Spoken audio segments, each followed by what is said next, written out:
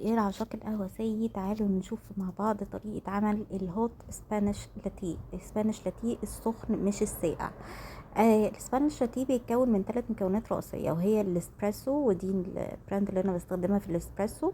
ببتدي اعملها في طريقة الاسبريسو، المكنة الاسبريسو عادي تمام. انا في الطريقة دي مش هحط اي سكر، انا هحط بس المية بتاعتي، هعاير المية اللي انا عايزاها للاسبريسو، مش هحط سكر، لان المكون التاني بتاعي في الاسبانيش لاتيه هو اللبن المكثف، واللبن المكثف اوريدي مسكر، فانا مش بحتاج سكر مع الاسبريسو وانا بحضره. تمام. انا بحضر الاسبريسو بالطريقه العاديه خالص، اللي هو بنحط الاسبريسو، انا بحب احط معلقه واحده، ما بحبوش قوي قوي يعني. وببتدي عادي ببرس الاسبريسو بنفس الطريقه المعتاده لعمل الاسبريسو، وبرفعها على النار لحد ما تخلص معايا. وابتدي على ما تخلص نبتدي نشتغل في المج بتاعنا ونشوف هنعمل ايه.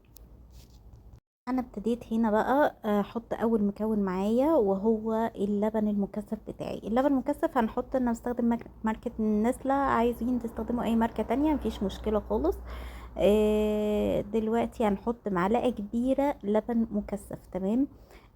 انا بحطه بالنظر كده يعني، بس انتوا بحطوا معلقة كبيرة لو مش بتعرفوا تحطوا بالنظر كويس. وبعدين حطيت صوص الكراميل بتاعي، ده فليفر اختياري، عايزين تحطوها حطوها. صوص الكراميل ده بالمناسبة انا عاملاه في البيت. لو انتوا عايزين تشوفوا الطريقة بتاعته هتلاقوه في القناة، مش جاهز. تمام. وبعدين هنزل بلبن دافي، انا كنت مدفياه على النار، لبن دافي مش سخن.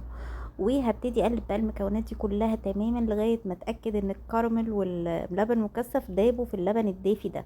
تمام. هتحسوا ان لون الدهب اللبن غير، ده معناه ان الكراميل داب كويس، واللون اخد لون ايه، الكرمله شويه، اللي هي بتاعت صوص الكراميل اللبن. تمام. كده احنا تقريبا خلصنا، خلاص الاسبريسو على النار بيستوي. الاسبريسو خلص، هنزل بقى بالاسبريسو بتاعي على الخليط ده كله.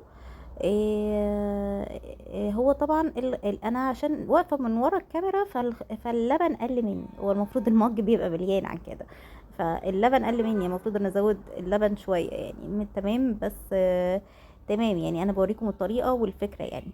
بس وكان دي طريقة الاسبانيش لاتيه. عايزين بقى تزوقوه بويبنج كريم، عايزين مو ساقع، هنستخدم ساعتها اللبن ساقع وتلج مع الاسبريسو عادي هيسقع معانا. بس وبالهنا والشفا، واشوفكم في فيديو جديد. لايك وسبسكرايب علشان تشوفوا الوصفات.